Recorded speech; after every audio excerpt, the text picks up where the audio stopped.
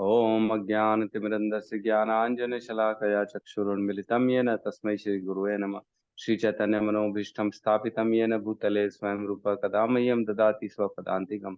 वन्देऽहं श्रीगुरु श्रीयुतपदकमलं श्रीगुरून् वैष्णवांश्च श्रीरूपं सागरजातं सहगण रघुनाथान्वितं तं सजीवं साद्वैतं सावधूतं परिजनसहितं कृष्णचैतन्यदेवं श्री राधा कृष्ण पादान् सहगण ललिता श्री विशाखान्वितांश्च। हे कृष्ण करुणा सिंधु दीन बंधु जगतपते गोपेश गोपिका कांता राधा कांत नमस्तुते।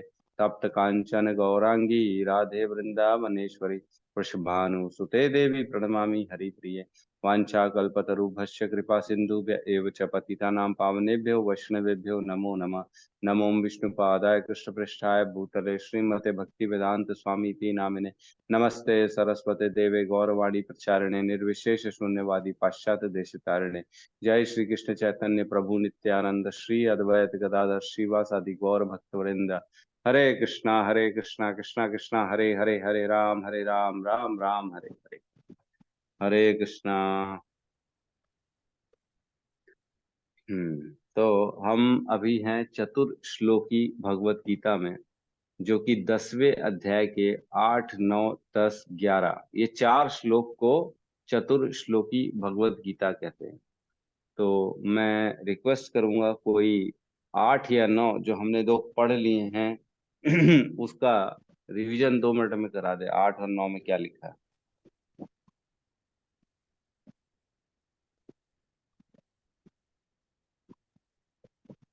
हरे कृष्ण प्रभु जी। हरि बोल। गौतम प्रभु आ गए मंच पे, बताइए गौतम प्रभु। जी अनुवाद पढ़ के बताऊं प्रभु जी बस। अनुवाद और बस एसेंस क्या है उसका। जी ठीक है प्रभु। श्लोक क्रमांक 8। मैं समस्त आध्यात्मिक तथा भौतिक जगतों का कारण हूँ। प्रत्येक वस्तु मुझसे ही उद्भूत है। जो बुद्धिमान या भली भांति जानते हैं वे मेरी प्रेमा भक्ति में लगते हैं तथा हृदय से पूरी तरह मेरी पूजा में तत्पर रहते हैं। तो यहाँ पे जैसे प्रभु जी ने बताया, मैंने 3 पॉइंट नोट किया था जो मुझे इम्पोर्टेंट लगा था। आध्यात्मिक तथा भौतिक जगतों का कारण भगवान श्री कृष्ण है। भगवान के ही कारण सब कुछ चल रहा है। प्रत्येक वस्तु भगवान से ही उद्भूत मतलब चलनमान है।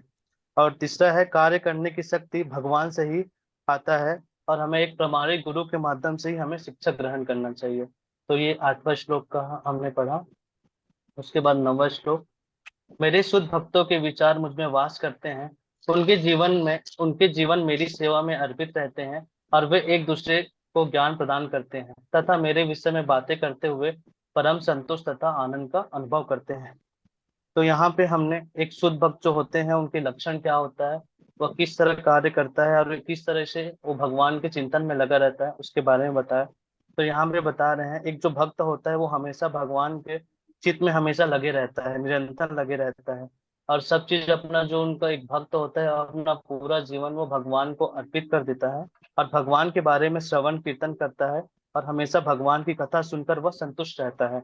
और कथा मिलने के बाद और कुछ इच्छा नहीं रह जाता, वो उसमें संतुष्ट हो जाता है, तुष्ट हो जाएगा। बहुत बढ़िया। तुष्यंति च रमंति च, है ना? तुष्ट भी हो जाता है और तुष्ट के बाद जो रमंती है, रमंती मतलब कभी न कम होने वाला आनंद उसको मिलता रहता है हमेशा। रमंती च, उसी में ही उससे नीचे गिरने की कोशिश ही नहीं करता, वो उसी का अनुभव करता रहता है। बहुत बढ़िया, बहुत सुंदर। ठीक है, तो प्रवेश करते हैं हम 10वें अध्याय के 10वें श्लोक में। 8वां श्लोक भगवान ने अपने बारे में बताया कि मैं किस प्रकार अहम सर्वस्य प्रभवो मतः सर्वम प्रवर्तते। मैं हर चीज का स्वामी हूँ और हर चीज जो क्रिया कर रही है वो मेरे कारण ही कर रही है। कृष्ण के कारण इस जगत की हर वस्तु, जीव, जीवात्मा, ब्रह्मांड, देवी देवता, हर आदमी, हर जो भी काम हो रहे हैं, सूर्य चंद्र, वो सारे के सारे कृष्ण के कारण, उनकी शक्ति के कारण ही क्रियान्वित हो पा रहे हैं। राइट, भगवान ने अपने बारे में 8वें श्लोक में बताया। 9वें श्लोक में अपने शुद्ध भक्तों के बारे में बताया कि किस प्रकार शुद्ध भक्त सिर्फ मेरे बारे में चर्चा करते हैं, मेरे ज्ञान के बारे में, भगवत ज्ञान जो होता है ना उसके बारे में लोग डिस्कशन करते हैं। और उसी में रमन्ति च और अपना तुष्यंति च रमन्ति च, उसी में तुष्ट रहते हैं और उसमें रमण करते रहते हैं, उसी में उनको मजा आता है और किसी चीज में उनको मजा नहीं आता। ये शुद्ध भक्त के विचारों की चर्चा चल रही। अब आगे बढ़ते हैं कि जो शुद्ध भक्त होते हैं वो शुद्ध भक्त बनते कैसे, है ना। अब 10वें 10.10, जो जिनकी इच्छा होती है भगवान को प्राप्त करने की, वो कैसे भगवान को प्राप्त करते हैं। बस इच्छा कर लेने से भगवान मिल जाते हैं, इसका अर्थ ये है ना। अभी प्रवेश करेंगे तो समझ में आ जाएगा। 10.10 में साथ में दोहराएंगे श्लोक को। तेषां सतत युक्तानां तेषां सततयुक्तानां भजता मां प्रीतिपूर्वकम् भजतामां प्रीतिपूर्वकं ददामि बुद्धियोगं तं ददामि बुद्धियोगं तं येन मामुपयन्ति ते। येन माम् उपयन्ति ते तेषां सततयुक्तानां तेषां सततयुक्तानां भजता मां प्रीतिपूर्वकम् भजतामां प्रीतिपूर्वकं ददामि बुद्धियोगं तं ददामि बुद्धियोगं तं येन मामुपयन्ति ते। येन माम् उपयन्ति ते। 3 बार नहीं हुआ ना, 2 बार हुआ ना। जी 2 बार। तेषां सततयुक्तानां तेषां सततयुक्तानां भजतां प्रीतिपूर्वकम् भजतां प्रीतिपूर्वकं ददामि बुद्धियोगं तं ददामि बुद्धियोगं तं येन मामुपयन्ति ते। येन माम् उपयन्ति ते। अनुवाद। जो प्रेम पूर्वक मेरी सेवा करने में निरंतर लगे रहते हैं उन्हें मैं ज्ञान प्रदान करता हूँ जिसके द्वारा वे मुझ तक आ सकते हैं, है ना। भगवान कृष्ण अर्जुन को कुरुक्षेत्र में बीच युद्ध में ये ज्ञान दे रहे हैं और उसको बताते हैं कि तेषाम सतत युक्ता नाम, मतलब जो लोग सतत, सतत ना, सतत हमने पढ़ा हुआ, सतत का मतलब always, continuously, non non intervention, जिसमें कोई गैप नहीं हो, हमेशा पूर्ण रूप से।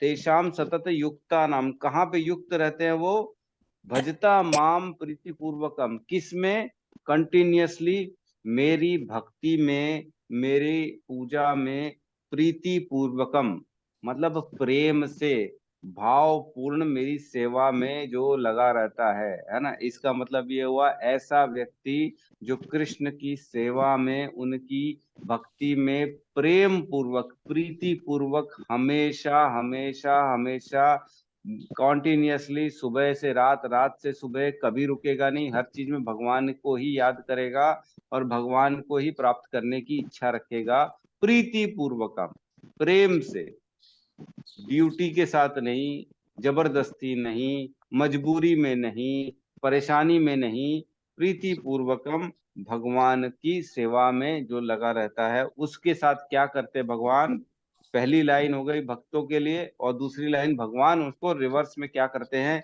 ददामि बुद्धि योगम तम, मैं उसको क्या करूंगा, बुद्धि योग दूंगा। क्या, कौन सा बुद्धि योग दूंगा, ये न माम उपयंती थे, ऐसा उसको ज्ञान दूंगा, बुद्धि दूंगा जिसके द्वारा वो मुझ तक प्राप्त, मुझको प्राप्त कर सकता है, मेरे तक पहुंच सकता है। अब मैं आपको बोलूं, प्रभु जी आप एक काम करो, रायपुर में ना एक बहुत बड़ा हॉल है, वहां आ जाओ, मैं वहीं मिलूंगा आप। तो आप बोलोगे पागल है क्या, कैसी बात कर रहे हैं, कौन से हॉल में आना है, कहाँ है, कौन सी लोकेशन में है, मैं कैसे पहुंचूंगा। बस बस आप हॉल में आ जाओ, मैं वहीं इंतजार कर रहा हूँ आपका। अगर आपको मेरे से मिलना है आपका जो काम है मेरे से करवाना है तो आप हॉल में आ जाओ। तो आप तो भटक जाओगे, कौन से हॉल में जाना है, कहीं नहीं समझ में आएगा, पहुंच ही नहीं पाओगे, जीवन भर नहीं ढूंढ पाओगे कहाँ पे बैठे हैं वो। लेकिन भगवान कहते हैं कि मैं उनको बुद्धि दूंगा जिसके द्वारा वो मुझको प्राप्त कर सकते हैं, है ना। भगवान अपनी एग्जैक्ट एड्रेस दे देंगे, मैं यहाँ बैठा हूँ बॉस। आजकल तो लोकेशन शेयर कर देते हैं ना, जीपीएस में, व्हाट्सएप में, मैं यहाँ बैठा हूँ, मेरा लोकेशन ले लो, फटाफट आ जाओ, है ना। वैसी लोकेशन भगवान भेज देंगे, बुद्धि दे देंगे कि किस प्रकार तुम मुझ तक पहुंच सकते हो। कितना आसान है, कितना इजी हो जाता है। अगर सब चीज क्लियर क्लियर हमको पता पड़ जाए कि कहाँ पे क्या मिलने वाला है, तो क्या हमारे को कोई परेशानी होगी फिर उसमें, जीवन में कोई परेशानी नहीं होगी, इजी है सब कुछ। सब जब रास्ता मालूम है, मंजिल मालूम है, तो तकलीफ क्या है, कोई तकलीफ नहीं। जब रास्ता नहीं मालूम है, मंजिल मालूम है, रास्ता नहीं मालूम, तो तकलीफ है। तो यहाँ बता रहे हैं, लेकिन किसको किसको देते हैं ये रास्ता? जो भगवान को प्रीति पूर्वकम सततम सततम युक्ता नाम, भगवान की सेवा में सतत ऑलवेज लगा रहता है। तो इसका मतलब ये हुआ कि जो भगवान को भावपूर्ण से भगवान को प्राप्त करने की इच्छा रखता है अपने अंदर, भगवान उसको बुद्धि दे देते हैं। तो बुद्धि जब आ जाएगी तो आपको ये सब भगवत गीता पढ़ने की जरूरत ही नहीं पड़ेगी, श्रीमद् भागवतम पढ़ने की जरूरत नहीं पड़ेगी। सब ऑटोमेटिकली अंदर, ऑटोमेटिकली सब के सब स्फुरित हो जाएगा। जैसे वाईफाई से एक बार कनेक्शन हो जाए मोबाइल का, तो कोई जरूरत पड़ती क्या फिर? सब गूगल में खुद ब खुद आ जाता है ना, सब डाउनलोड हो जाता है, गाना चालू हो जाएगा, पिक्चर चालू हो जाएगी, सब चालू हो जाएगा। अगर इंटरनेट का कनेक्शन मिल गया तो, नहीं मिलेगा तो कुछ नहीं होगा। लगा पड़े हो जितना, खोल लो, गूगल खुल जाए, जवाब आ जाए मेरे क्वेश्चन का, वीडियो देख लो, कुछ नहीं हो सकता। कनेक्शन स्थापित करना इज वेरी इंपॉर्टेंट। कनेक्शन कैसे स्थापित होगा? जब आप इच्छा प्रीति पूर्वकम भगवान से इच्छा करेंगे कि हे प्रभु मुझे अपनी सेवा करने दो, हे प्रभु मैं कोशिश तो कर रहा हूँ, जितना कर सक रहा हूँ मैं उतनी आपकी सेवा कर रहा हूँ, आपका नाम भी लेने की कोशिश कर रहा हूँ, आपको भोग लगाने का, आपका प्रसाद ग्रहण करने की कोशिश कर रहा हूँ। मैं कोशिश कर रहा हूँ इस दुनिया के गंदे विचारों से दूर रहूं, मैं आपकी भक्ति में लगा रहूं, मैं कोशिश कर रहा हूँ। लेकिन इसको रिजल्ट तो आप ही दे सकते हो, मैं नहीं दे सकता, क्योंकि हमारे में सामर्थ्य नहीं है ना। सामर्थ्य है कि हम कुछ कर सकते हैं क्या अपने में? 3.29 में कि 27 में है, जो कहते हैं कि अहंकार विमूढ़ आत्मा कर्ता अहमिति मन्यते। अहंकार के वश इंसान को लगता है कि मैं करने वाला हूं। प्रकृते क्रिया मणानि गुणे कर्माणि सर्वशः अहंकार विमूढ़ आत्मा कर्ता अहम इति मन्यते। सब कुछ प्रकृति के द्वारा हो रहा है, लेकिन अहंकार के कारण आदमी को लगता है कि मैं कर रहा हूं, है ना। कर्म का फल मिल रहा है और इंसान सोच रहा है करने वाला मैं हूं। पिछले जन्मों के पुण्य के कारण सब मिल रहा है, सुख सुविधाएं मिल रही हैं, सब कुछ काम बनते जा रहे हैं। एक में हाथ डाल रहा है काम में और उसको काम का रिजल्ट मिल रहा है, दूसरे काम में हाथ डाल रहा है, रिजल्ट मिल रहा है, तीसरे काम में डाल रहा है, एकदम 100% रिजल्ट मिल रहा है। फटाफट फटाफट काम बनते चले जा रहे हैं। कैसे? क्योंकि पिछले जन्म के तेरे पास रिजर्व कोटा पड़ा हुआ है, और उसको अहंकार आता है कि देखा, मैं जहां हाथ डालता हूं वहां सोना कर देता हूं। तो ये क्या है? ये तो उसका कर्म का रिजल्ट है। ये अहंकार वश इनको लगता है कि करने वाला मैं हूं, लेकिन करने वाला कौन है? तो वो तो उसके कर्म है। तो उसी प्रकार हमको सिर्फ इच्छा करनी है भगवान को प्राप्त करने की। करने वाले कृष्ण हैं, वो प्रकृति के भी बॉस हैं, है ना। प्रकृति भी जो है ना, देवी ऐशा गुणमयी मम माया दुरतया मामेव ये प्रपद्यन्ते माया मेताम तरंती थे। जो मेरी शरण में आता है वो माया से छूट जाता है। माया उसको प्रकोप नहीं देगी, उसको तकलीफ नहीं देगी माया। क्यों? क्योंकि वो मेरी शरण में आ चुका है, भगवान स्वयं बोलते हैं। तो हमको भगवान की शरण में जाना है, भगवान की सेवा करने की इच्छा करनी नहीं, सेवा तो करनी है लेकिन भगवान को प्राप्त करने की इच्छा रखनी है। इस इच्छा मात्र से भगवान हमको बुद्धि दे देंगे कि बेटा तू ऐसे ऐसे ऐसे ऐसे करते रहो। अब बुद्धि कैसे आएगी?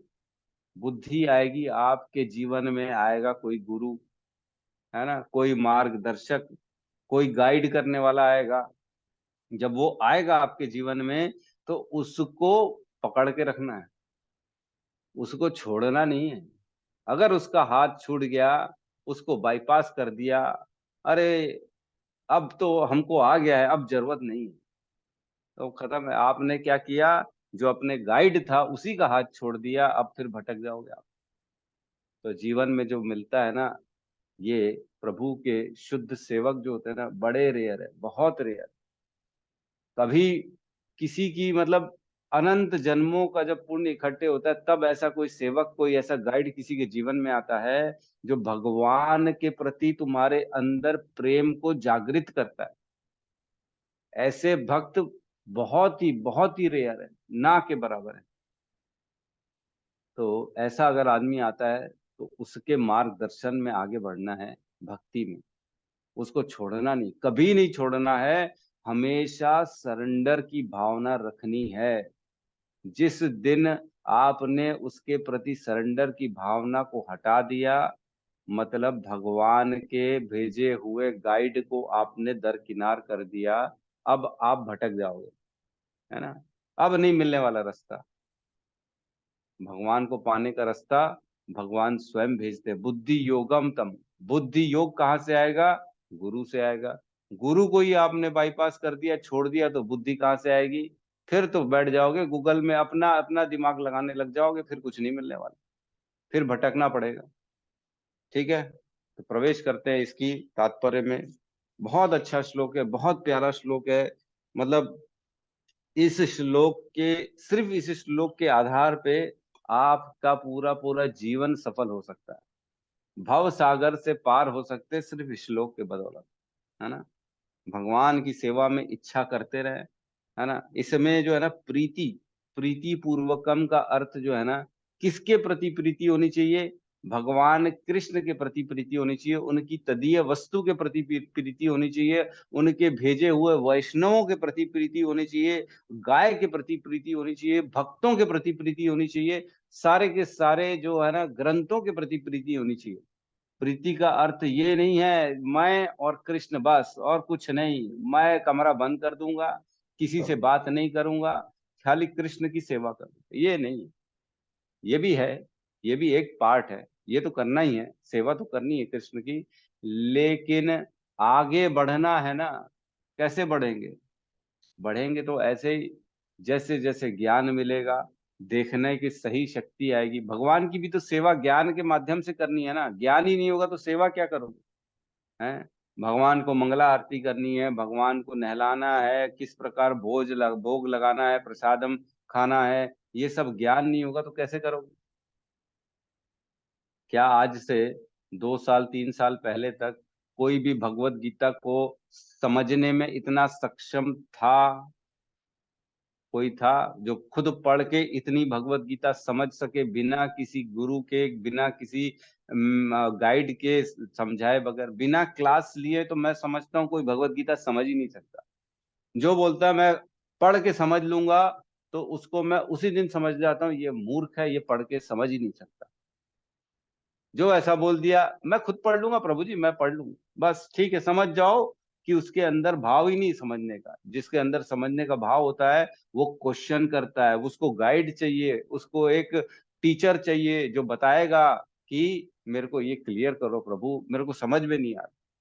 और क्लियरिटी भी कैसे होती है? जब हम शरणागति करके क्वेश्चन करते हैं ना, तब क्लियरिटी होती है। जब बताने वाले के अंदर हृदय से आवाज आती है कि हे प्रभु, मैं इसको बताना चाहता हूँ, इसके हृदय में प्रकाशित करो इस ज्ञान को। मेरे में इतना सामर्थ्य नहीं है कि मैं इसको समझा सकूं, लेकिन आपकी कृपा होगी, जो परमात्मा के रूप में आप इसके हृदय में बैठे हो, आप इसको आशीर्वाद दोगे तो इसको सब कुछ समझ में आ जाएगा, मेरे समझाने से समझ में नहीं आएगा। ये जब भाव होता है समझाने वाले गुरु के अंदर, तब जाके समझने वाले शिष्य के अंदर ये ज्ञान स्वतः प्रकट हो जाता है ना। खेल समझ रहे हैं ना, एक्चुअल में नहीं हो रहा, ज्ञान का फ्लो नहीं हो रहा, एक्चुअल में तो सिर्फ कृपा का फ्लो हो रहा है। ये बहुत इंपॉर्टेंट है समझने की कि हम ज्ञान अर्जित करने के लिए शरणागति नहीं कर रहे हैं, हम कृपा अर्जित करने के लिए शरणागति करते हैं। कृपा से ही ज्ञान मिलता है, जैसे जैसे कृपा बढ़ेगी वैसे वैसे ज्ञान बढ़ेगा। जितने जितने लोग हैं, पहले एक श्लोक नहीं समझ पाते थे, आज कम से कम 10-20 श्लोक सबको याद हो गए हैं, नोट्स बनाते हैं, दूसरों को भी प्रीचिंग कर रहे हैं, थोड़ा थोड़ा अपने अपने लेवल पे सब लोग कार्य कर रहे हैं प्रीचिंग का, सबको समझ में आ गई कृष्ण भावनामृत क्या है। ये कैसे हो रहा है? ये शरणागति से हो रहा है। जितना जितना हम शरणागति करेंगे, इच्छा करेंगे, समझने की कोशिश करेंगे, प्रयत्न करेंगे, सरेंडर करेंगे, उतना उतना हमको ज्ञान समझ में आना चालू होता जाएगा, होता जाएगा, होता जाएगा और बढ़ेगा। जितना जितना शरणागति बढ़ेगी उतना उतना ज्ञान बढ़ता चला जाएगा। सीधा सीधा इक्वल, जो बोलते हैं ना डायरेक्ट प्रोपोर्शनेट, फिजिक्स में बोलते हैं ना every action has equal and opposite reaction. जितनी तेज मारेंगे उतनी तेज वापस बॉल आ जाएगी। उसी प्रकार जितनी शरणागति करेंगे उतनी आसानी से भगवान का ज्ञान हमारे अंदर तत्व से समझ में आना चालू हो जाएगा। सारा ग्रंथ भागवत जितने भी ग्रंथ हैं वो समझ में आना चालू हो जाएंगे, है ना। प्रवेश करते हम तात्पर्य में। तात्पर्य बाय शीला प्रभुपाद की जय। ठीक है। इस श्लोक में बुद्धि योगम शब्द अत्यंत महत्वपूर्ण है ना। बुद्धि योग इसका पूरा जान है। श्लोक का क्या मिलता है? बुद्धि मिलती है, जिससे समझ सकते, जिससे भगवान की पूजा कर सकते, जिससे सेवा कर सकते, वैष्णव की सेवा कर सकते हैं, अपना जीवन का उद्धार कर सकते हैं, क्या करना है क्या नहीं करना है, क्या सोचना है, वो सारी चीजों की बुद्धि मिलती है ना। जैसे बड़े से बड़े हम देखते हैं सेलिब्रिटी जो होते हैं, माइकल जैक्सन था, है ना, बड़े बड़े फिल्म स्टार होते हैं, 8-8 10-10 लोग अपने साथ रखते हैं उनके। वो बताते हैं आपके टाइम हो गया ये खाने का, आपके उठने का टाइम हो गया है, घेर के रखते हैं, कोई गलत आदमी उनके पास ना आ सके, है ना। आपका ये समय हो गया, उठो बैठो, सोने का, जिम का टाइम हो गया, इतना इतना जिम करना है। खाने में भी वो लोग बताते हैं आपको ये खाना है वो नहीं खाना है। तो ये कौन है? उनके रखे हुए सारे के सारे उनको गाइड करने वाले लोग कि ऐसा ऐसा करना है। तो जो सेलिब्रिटी लोग होते हैं वो अपने लिए आदमी रखते हैं सारे के सारे कि मेरे को ये बताना है आप लोगों को, मैं सब भूल जाता हूँ। वैसे ही हम जो है ना भक्त लोग भगवान की शरणागति करते हैं, और जितनी जितनी शरणागति करते हैं ना, भगवान खुद ब खुद गाइड बन के हमारे को गुरु के माध्यम से और कोई मेंटर के माध्यम से, कोई सीनियर के माध्यम से गाइड करते रहते हैं। अरे प्रभु ये नहीं करना है, वो नहीं करना है, ये नहीं खाना है, वो नहीं खाना है, यहाँ उठना है, वहां बैठना है, सोना है, जपा करना है, 16 माला करना है, ये भाव से करना है, इतनी स्पीड से करना है, इतने मुख से इतना वॉल्यूम निकलना चाहिए, मंत्र मन में नहीं बोलने चाहिए, जोर से बोलने चाहिए। ये सारे के सारे भगवान के भेजे हुए वही वही है, गार्ड है सारे के सारे, जो आपको बताते हैं नहीं रास्ता ये है, ऐसे चलो। ठीक है, आगे बढ़ते हैं। तात्पर्य। इस श्लोक में बुद्धि योग शब्द अत्यंत महत्वपूर्ण है। हमें स्मरण हो कि द्वितीय अध्याय में भगवान ने अर्जुन को उपदेश देते हुए कहा था कि मैं तुम्हें अनेक विषयों के बारे में बता चुका हूं, अब मैं तुम्हें बुद्धि योग की शिक्षा दूंगा। तो दूसरे अध्याय में हमने सुना था भगवान ने बुद्धि योग की भी थोड़ी बहुत शिक्षा दी थी वहां पे। अब उसी बुद्धि योग की व्याख्या की जा रही है। बुद्धि योग कृष्ण भावना भवित में रहकर कार्य करने को कहते हैं, और यही उत्तम बुद्धि है। बुद्धि का अर्थ है बुद्धि, और योग का अर्थ है यौगिक गतिविधियां अथवा यौगिक उन्नति। तो बुद्धि योग का क्या मतलब हो गया? बुद्धि के द्वारा कृष्ण की प्राप्ति इज इक्वल टू बुद्धि योग, है ना। ज्ञान योग मतलब ज्ञान के द्वारा कृष्ण की प्राप्ति इस ज्ञान योग। ध्यान योग इज इक्वल टू ध्यान के द्वारा कृष्ण की प्राप्ति इज इक्वल टू ध्यान योग। निष्काम कर्मयोग मतलब निष्काम कर्म करते करते कृष्ण को कैसे प्राप्त करना है, इसको निष्काम कर्म योग। तो उसी प्रकार बुद्धि योग इज कॉल्ड बुद्धि के द्वारा कृष्ण की प्राप्ति इस बुद्धि योग। तो बुद्धि योग एक्चुअल में क्या है? एक्चुअल में बुद्धि योग कोई सच योग नहीं है, लेकिन बुद्धि योग हर योगों में रहेगा। ज्ञान योग में भी बुद्धि योग रहेगा, निष्काम में भी बुद्धि योग रहेगा, ध्यान में भी रहेगा। भक्ति योग और बुद्धि योग एक्चुअल में एक ही है ना। अब धीरे धीरे समझ में आ रहा है क्यों? पहले बुद्धि योग को हम अलग एक अलग ही मानते थे कि एक बुद्धि योग भी होता है, लेकिन बुद्धि योग एज सच कुछ नहीं होता। बुद्धि योग मतलब भक्ति योग, भगवान की भक्ति, बुद्धि से अपनी मतलब बुद्धि से भगवान की शरणागति करना, सारी सेवाएं भगवान को अर्पित करना, इस बुद्धि योग, और वही भक्ति योग है। सेम है दोनों, कोई फर्क नहीं। ठीक है। जब कोई भगवत धाम को जाना चाहता है और भक्ति में वह कृष्ण भावनामृत को ग्रहण कर लेता है, तो उसका यह कार्य बुद्धि योग कहलाता है। तो उसका अल्टीमेट गोल क्या होता है? भगवत धाम जाना है, मेरे को भगवान के पास जाना है, उनकी सेवा करना है, जन्म मृत्यु के चक्र से छुटकारा पाना है। मेरे को इस जीवन में इतने कलेश, इतनी बुराइयां, आपस में इतना बैर, इतनी तकलीफें, दुख झेल झेल के जीवन से मैं परेशान हो गया हूँ। मेरे को भगवत धाम जाना है, इस जन्म मृत्यु में मेरे को नहीं फंसना है। तो जो बुद्धि आएगी तो भगवान की सेवा करेगा, भगवान की सेवा करेगा तो वो बुद्धि से चाहेगा कि मैं कैसे भी करके भगवान को इस सेवा को प्राप्त करूं, उनका प्रेम प्राप्त करूं और इस जन्म मृत्यु के चक्र से छुटकारा पाऊं। ठीक है। लेकिन सिर्फ ये जो होता है ना, जन्म मृत्यु के चक्र से छुटकारा पाना, ये एक तरह से सेल्फिश हो जाता है। ये सेल्फिश, ये एक्चुअल में बुद्धि योग नहीं है। बुद्धि योग का तो मतलब ये होता है सिर्फ प्रेम प्राप्त करना, है ना। जब राजा ही हमारा दोस्त बन जाएगा तो खाली पैसा मांग के क्या फायदा, है ना। एक आदमी था, राजा का बर्थडे था, राजा बोलता है जो जो मांगेगा मैं सबको दूंगा।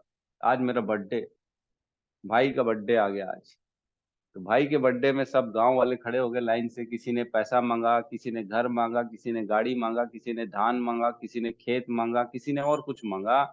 लेकिन एक लड़का था, निर्धन था, बोले मेरे को कुछ नहीं चाहिए, मेरे को तो आपकी दोस्ती चाहिए, आपका प्रेम चाहिए। तो राजा बोला ठीक है, अब तू आया तो मैं तो ये भी दे दूंगा तेरे को। तो जब प्रेम मिल गया, दोस्ती मिल गई, तो फिर पैसा भी आ गया, गाड़ी भी आ गई, धन भी आ गया, जमीन भी आ गई, वस्त्र भी आ गए, नौकर भी आ गया, सब आ गया। क्यों?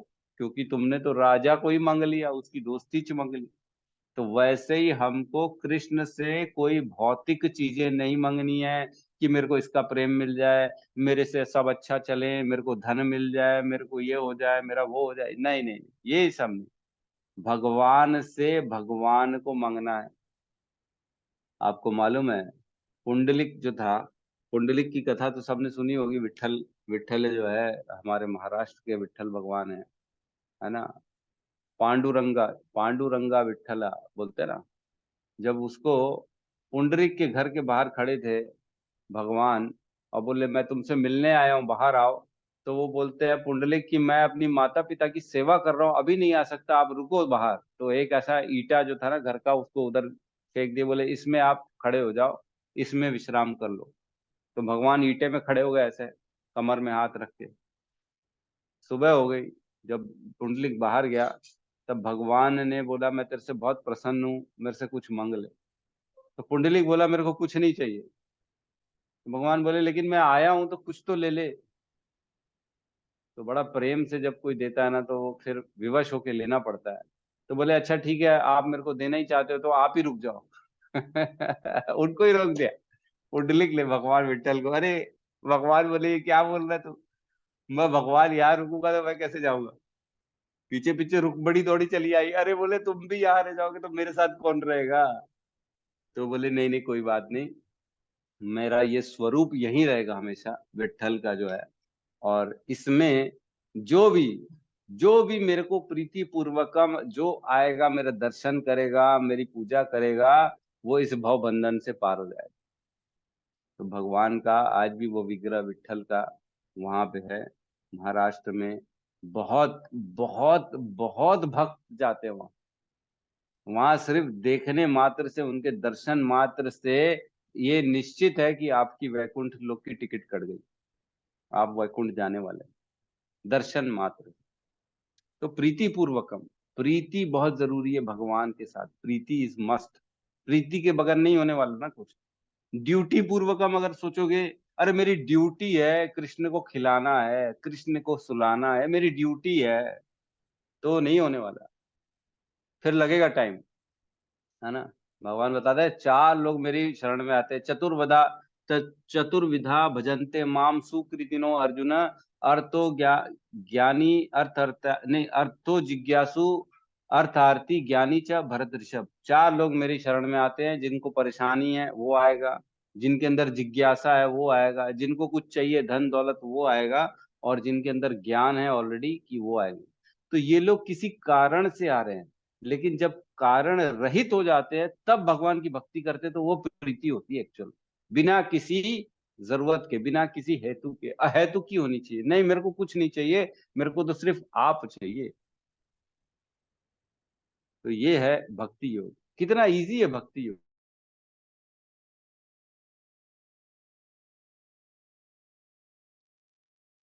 तो मुझे आप लोग के शायद नेटवर्क प्रॉब्लम।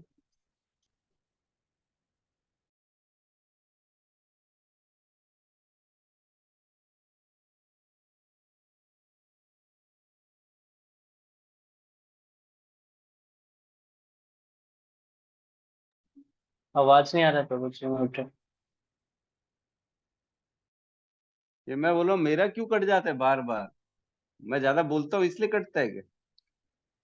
तो शुद्ध वासना के बारे में बताते हैं ना, तो इसीलिए तो अच्छा, माया देवी का प्रकोप है, बोले सही ज्ञान में नहीं पहुंचना चाहिए लोगों तक। है, माया चाह रही है भैया रोको, इतने सारे लोग इकट्ठे वैकुंठ आ जाएंगे तो क्या होगा, भीड़ बढ़ जाएगी वहां पे। ठीक है, कोई बात नहीं। तो हम बुद्धि योग के बारे में चर्चा कर रहे थे, प्रवेश करते हैं तात्पर्य में।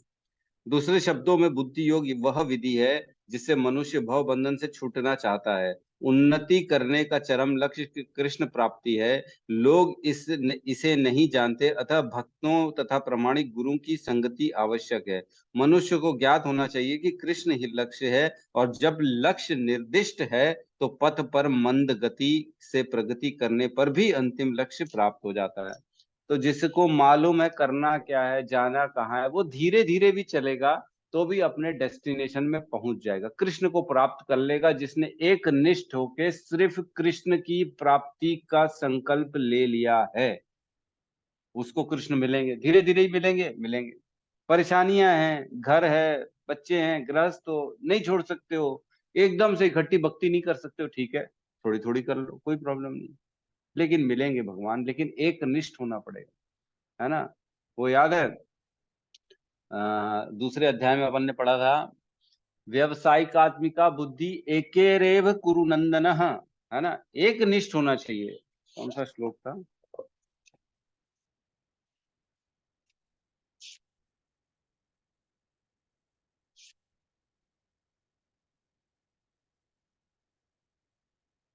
हाँ, 2.41 खोलेंगे, 2.41।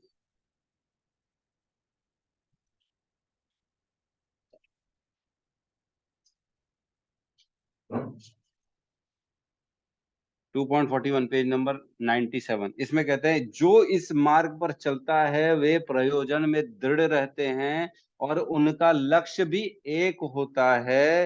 हे कुरुनंदन, जो दृढ़ प्रतिज्ञ नहीं है उनकी बुद्धि अनेक शाखाओं में विभक्त रहेगी, है ना।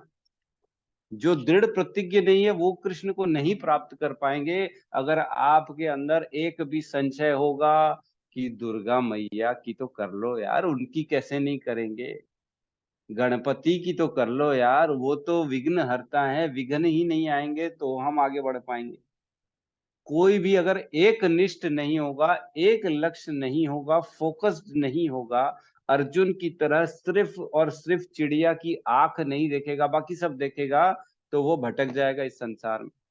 क्योंकि देखोगे सब कुछ तो रमण करोगे उन सब में, फिर तो मान अपमान सुख दुख हर चीजों का गेम चलता रहेगा माया के द्वारा, है ना। मान चाहिए हमारे को, तो प्रतिष्ठा चाहिए, पद चाहिए, कुछ भी चाहिए, एक्स वाई जेड, जो भी भौतिक चीजें, धन चाहिए, अपनों का प्यार चाहिए, है।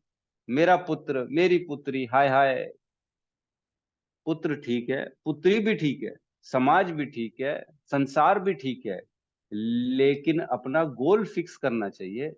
मेरे इस रास्ते में अगर कोई भी आएगा तो वो अस्वीकार्य है। कृष्ण की प्राप्ति के बीच में अगर कुछ भी आएगा तो उसको साइड कर दो। कृष्ण प्राप्ति के बीच में नहीं आएगा तो उसको करते रहो, कोई प्रॉब्लम नहीं। सेवा करो, बच्चों की करो, घर की करो, ठीक है, बाकी भी समाज में रहो, लेकिन एक निष्ठ होना बहुत जरूरी है। अदरवाइज आपकी बुद्धि विभक्त हो जाएगी, सारी शाखाओं में, अनेक शाखाओं में विभक्त हो जाएगी। फिर आप उसका भी करोगे, इसका भी करोगे, उसका भी करोगे, उसका भी करोगे, भटक जाओगे फिर, है ना। भगवान कहते हैं ये यथा माम प्रपद्यन्ते तान तथा भजामि हम, जो जितने प्रतिशत मेरी भक्ति में आता है मैं उतने प्रतिशत उसको कृपा करता हूँ। क्लियर तो है, इजी है, मैथ्स एकदम इक्वल है। जितना पैसा दोगे उतना सामान मिलेगा, बात खत्म। जितना तुम अपने आप से भगवान के प्रति शरणागति करोगे उतनी भगवान की कृपा तुमको मिलेगी, बात खत्म। पूरा करो पूरी मिलेगी, आधा करो आधी मिलेगी, कम करो नहीं मिलेगी, दिखावे के लिए करोगे तो कुछ नहीं मिलेगा। समझे? ऐसा हिसाब किताब क्लियर कट है भगवान के साथ एकदम।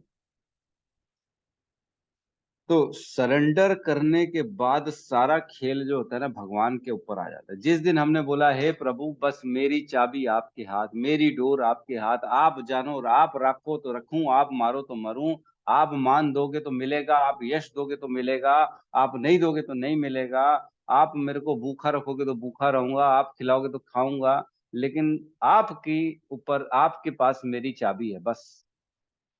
तब फिर भगवान परेशान होते। जैसे अर्जुन नहीं था, अर्जुन सो रहा था, है ना, आपने सबने सुना होगा कि नहीं, प्रतिज्ञा लेते भीष्म दुर्योधन के सामने कि मेरे को 5 बाण मैं तेरे को देता हूं, ये ले प्रतिज्ञा है कि कल के कल 5 पांडव मैं खत्म कर दूंगा। सुनिए कि नहीं सबने कथा ये वाली। बीच में युद्ध के दौरान जब दुर्योधन जाके भीष्म को बोलता है तुम कर क्या रहे हो भीष्म, मेरे को तो लग रहा है तुम हमारे साथ धोखेबाजी कर रहे हो, तुम्हारे में इतनी सामर्थ्य है, तुम 5 पांडवों को मार सकते हो, लेकिन इतने दिन बीत गए हैं तुमने अभी तक कुछ किया नहीं है, मतलब क्या इसका समझू मैं, तुम्हारी निष्ठा पे कहीं खोट है। तो भीष्म बेचारे प्रतिज्ञा लेते हैं कि मैं कल ये 5 बाण तेरे को दे रहा हूं दुर्योधन, कल मेरे को देना और मैं इन 5 बाणों से 5 पांडवों को खत्म करूंगा। तो दुर्योधन रख के सो जाता है तकिए के नीचे, वाह अब तो काम बन गया। कृष्ण टेंशन में, अरे बाप रे ये क्या हो रहा है, अर्जुन सो रहा है आराम से, कृष्ण जाके उठाते अर्जुन को, उठ उठ उठ अर्जुन क्या कर रहा है, तू सो रहा है इस समय। बोले क्या हो गया प्रभु। बोले वहां भीष्म ने प्रतिज्ञा ले ली है तुम लोगों को मारने की और तुम सो रहे हो। तो बोले तो मैं क्या करूं अर्जुन बोलता है मैं क्या करूं। तो कृष्ण बोलता है तो कोई टेंशन नहीं हो रही। बोले मेरे को क्या की टेंशन, आप तो दिखा दिए थे ना वो गीता भगवत विराट रूप में कि भीष्म भी मर रहा है, दुर्योधन भी मर रहे हैं, सारे कौरव मर रहे हैं, मैं देखा हूँ आपके मुंह में जाते हुए सबको, तो मैं क्या टेंशन करूं। अरे बोले वो प्रतिज्ञा ले ली है तेरे को मारने की। अरे तो बोले आप जानो ना मैं क्या करूं, आप तो सब खेल खेलने वाले आप ही हो। अरे बोले अच्छा ठीक है मैं ही कुछ करता हूँ। फिर वो उठाते रात को अर्जुन को, द्रौपदी को भेजते हैं पूरा पल्लू लगा के भीष्म के केबिन में। वो आशीर्वाद लेती द्रौपदी, तो उसको बोलते हैं सदा सुहागन रहो। तो बोले अरे द्रौपदी है, इसके तो पतियों को मैं मारने वाला हूँ, इसको कैसे सदा सुहागन का मैंने आशीर्वाद दे दिया। और जाके अर्जुन को बोलते हैं कृष्ण की जाओ, दुर्योधन ने तुमको एक बार वरदान दिया था कि जब तुम्हारी को कोई जरूरत होगी मैं तुम्हारी जरूरत पूरी करूंगा, और जाओ आज वो वापस चीज मांगने का समय आ गया, वो 5 बाण वापस जाके लेके आओ। तो अर्जुन जाता है दुर्योधन के पास। दुर्योधन बोलता है, अर्जुन बोलता है दुर्योधन को, याद है तुमने मेरे को वादा किया था, जब मैंने तुम्हारी मदद की थी तो तुमने मेरे को बोला था कि ठीक है एक दिन जब भी मेरी ऐसी सामर्थ्य होगा मैं तुम्हारी रक्षा तुम्हारी मदद जरूर करूंगा। तो बोले आज वो समय आ गया है। दुर्योधन भी कम नहीं था, बोलता है हाँ हाँ मेरे को याद है, तुम चाहो तो मेरे से पूरा हस्तिनापुर मांग लो दान में, मैं दान में तुमको हस्तिनापुर दे दूंगा। तो क्षत्रिय होने के नाते वो ऐसा काम नहीं कर सकता अर्जुन। तो इसलिए अर्जुन ने बोला कि मैं ये क्षत्रिय हूं, मैं ये लड़ के लूंगा, ये सब तो नहीं लूंगा, लेकिन आज मेरे को 5 बाण की जरूरत आ गई जो तुम्हारे तकिए के नीचे रखे हैं, मेरे को बस 5 बाण दे दो। तो वापस फिर वो 5 बाण लेके आ जाते। तो ये देखो कृष्ण कैसे खेल खिलाते हैं, राखे कृष्ण तो मारे के, मारे कृष्ण तो राखे के। कोई नहीं मार सकता अगर कृष्ण चाहेंगे तो, और अगर कृष्ण मारने पे आ गए तो कोई रक्षा नहीं कर सकता। ठीक है फटाफट आगे बढ़ते हैं यार, खत्म ही नहीं होता। जब मनुष्य लक्ष्य जब मनुष्य लक्ष्य तो जानता है किंतु कर्म फल में लिप्त रहता है तो वह कर्म योगी होता है, यह जानते हुए कि लक्ष्य कृष्ण है। जब कोई कृष्ण को समझने के लिए मानसिक चिंतन का सहारा लेता है तो ज्ञान योग में लीन हो जाता है। तो इसको पढ़ लेना आप, नहीं तो फिर आज भी श्लोक कंप्लीट नहीं हो पाएगा। 2-4 चीजें और मेरे को बतानी है, वो बता नहीं पाऊंगा मैं। तो हम ना श्रीमद् भागवतम में प्रवेश करते हैं। श्रीमद् भागवतम में 1.2.17, 18 और 21। ठीक है, 1.2.17 इसमें क्या कहते हैं, ये डेली वाले श्लोक है जो हम बताते हैं ना, ये बड़े इंपॉर्टेंट है इसलिए मैं पढ़ रहा हूँ। इसमें कहते हैं प्रत्येक हृदय में परमात्मा स्वरूप में स्थित तथा सत्यनिष्ठ भक्तों के हितकारी भगवान श्री कृष्ण उस भक्त के हृदय से भौतिक भोग की इच्छा को हटाते हैं जिसने उनकी कथाओं को सुनने में रुचि उत्पन्न कर ली है, क्योंकि ये कथाएं ठीक से सुनने तथा कहने पर अत्यंत पुण्यप्रद हैं। जो थोड़ा बहुत भगवान की भक्ति में जाएगा, उनकी कथा सुनेगा, तो स्वयं भगवान उसके हृदय में बैठे हैं, उनको सब चीजों से दूर करेंगे और अपने पास बुलाने की, उसको मतलब सारे भौतिक चीजों से दूर करेंगे।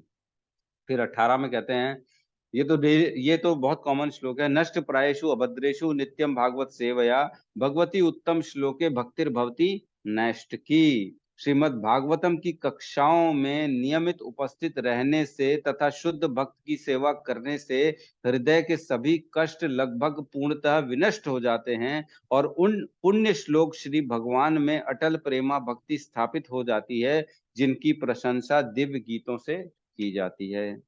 तो जितना जितना भागवतम भगवत गीता सुनेंगे, उतना उतना भगवान के प्रति हमारी निष्ठा बढ़ती चली जाती है, रुचि बढ़ती चली जाती है, और सारी ग्रंथियां जो है ना, भौतिक इच्छाएं हैं, टूटने लगती, खत्म होने लगती। ये सब कौन करता है? ये भगवान करते हैं।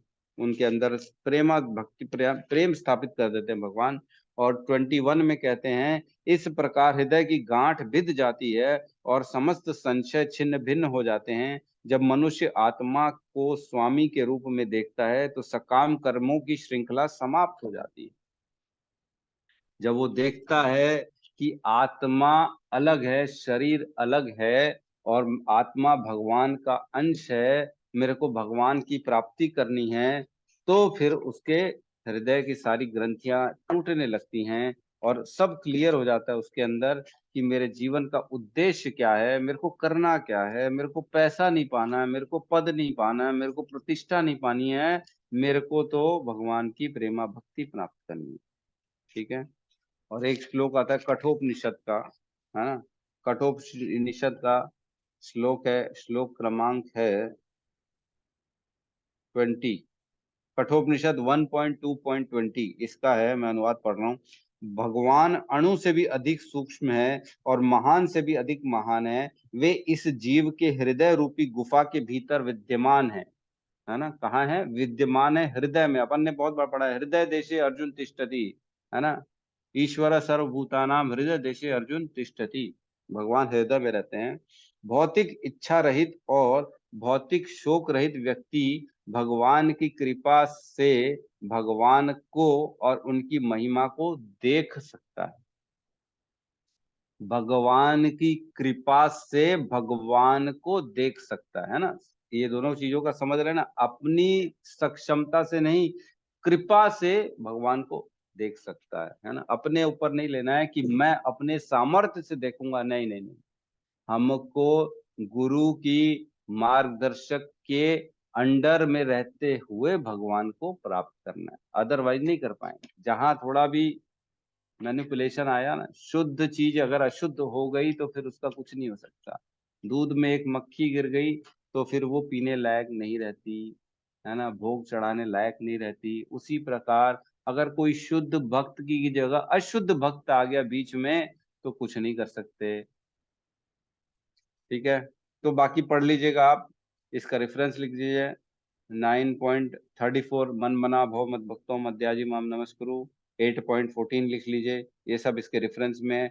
18.68 69 पढ़ लीजिएगा, वो इसके रेफरेंस में है ना। 2.50 जिसमें बता रहे हैं ना पहले दूसरे अध्याय में कि अब मैं तुम्हें बुद्धि योग का वर्णन करूंगा, तो 2.50 में है, उसको पढ़ लीजिएगा। ठीक है, किसी का कोई प्रश्न है तो ले सकते हैं। रिपीट करिए श्लोक रिपीट करिए। क्या कह रहे हैं? हाँ, श्लोक नंबर रिपीट करिए प्रभु जी। श्लोक नंबर रिपीट कर दूं तो श्रीमद् भागवतम 1.2.17, 18 और 21 ये श्रीमद् भागवतम के हो गए। और आपके भगवत गीता के 9.34, 8.14 और 18.68 और 69 और 2.50 लिख पाएगी नहीं? 50 ना प्रभु जी, 50, 2.50। हाँ 2.50। ओके ठीक है, ये सारे हरे जी हो प्रभु। गए रेफरेंस। हरे जी कृष्णा हरे प्रभु कृष्णा। जी, दंडवत प्रणाम प्रभु जी। एक रिक्वेस्ट है, सत्यम प्रभु को बोलिए हम सर्वधर्मम परित्याज डाल देंगे। मेरे पास भागवत गीता नहीं है प्रभु जी। अरे हाँ, भागवतम नहीं है, भगवत गीता है। जी शेयर कर दो। तो भगवत थैंक यू। गीता में ही तो है सर्वधर्मान परित्यज्य वाला श्लोक, कहाँ पे प्रभु जी? 18.66। 18 मतलब 1866। अच्छा जी प्रभु जी। कौन सा पेज नंबर है प्रभु जी? सब तो अलग मुझे अलग नहीं होगा याद ना। है प्रभु। अब आपकी भगवत गीता 18 कौन सी है, हमारी मतलब कौन सी है? अध्याय मेरे पास भगवत गीता है प्रभु जी, और 18 मतलब ये भागवतम नहीं है। तो पेज कौन सा अध्याय में है? मैं ट्राई करूंगी, 18 देखा मैं अध्याय, नीचे से। 18 अच्छा, अध्याय में अध्याय है। 66। हाँ 66 नंबर ठीक श्लोक। है, थैंक यू प्रभु जी, धन्यवाद। ठीक है, दंडवत प्रणाम, हरे कृष्णा, थैंक यू। और किसी का कोई प्रश्न है तो हम ले सकते हैं, अदरवाइज क्लास को क्लोज कर सकते हैं। प्रभु जी आज होमवर्क दिए थे आपने, मैंने कौन सा होमवर्क दिया था? 9 वाला श्लोक याद करना है। अच्छा, वो भी बोला था क्या? मत चित्ता जी मत गत प्राणा वाला। जी चलो कल 9 और 10 ये दोनों हम पूछेंगे, ये भी श्लोक याद कर लीजिएगा। 9 और 10, 10 भी बहुत इंपॉर्टेंट है। तेषाम सतत युक्ताना, है ना, भजता माम प्रीति पूर्वकम ददामि बुद्धि योगम तम येन माम उपयन्ति। तो ये दोनों श्लोक याद कर लीजिएगा, कल हम पूछेंगे 9 और 10। ठीक है, ठीक है, क्लोज करें। सब मिलके हरे कृष्ण महामंत्र का जाप कर लेते हैं और भगवत गीता भागवतम दोनों की शरणागति स्वीकार करते हैं। इसी के माध्यम से भगवान को प्राप्त करने का लक्ष्य भी मन में रखते हैं। कहीं सेवा में त्रुटि न हो जाए इसका प्रण लेते हैं। शुद्ध रूप से, शुद्ध हृदय से, प्रीति पूर्वकम बस भगवान की एक निष्ठ भक्ति करें, ये विचार रखते हैं अपने अंदर। कोई बोले ना बोले, मान ही ना मान देना, इसका कोई नहीं है। मान मांगना नहीं है, मान देना है सबको, ये विचार रखते हैं। ठीक है, सब मिलके हरे कृष्ण महामंत्र जाप कर लेते हैं। हरे कृष्णा हरे कृष्णा हरे कृष्णा हरे कृष्णा कृष्णा कृष्णा कृष्णा हरे कृष्णा हरे, हरे हरे, हरे हरे हरे राम राम हरे राम राम, राम राम राम हरे राम हरे। हरे हरे। सभी भक्त हरि वृंद भक्त की वृंद जय। की जय। जय। जय जगत गुरु शील गुरु प्रभु श्रील की प्रभुपाद जय। जय जय। हरि जय गौर जय प्रेमानंदे। हरि हरि हरि बोल। हरि बोल।